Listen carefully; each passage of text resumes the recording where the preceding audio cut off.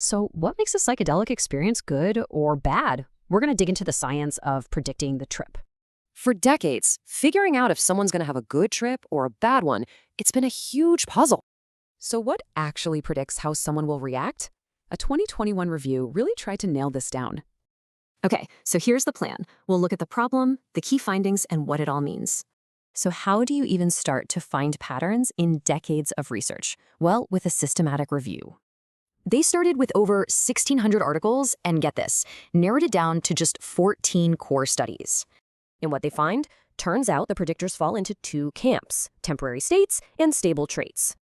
Okay, this graph is awesome. It basically maps out what predicts a good trip versus a bad one. So on one side, you've got mystical effects. Think joy, awe, the stuff linked to therapeutic benefits. And on the other, adverse effects. The bad trips that we're all trying to avoid. All right, let's look at what leads to a positive experience. See those downward lines? That's acceptance and openness.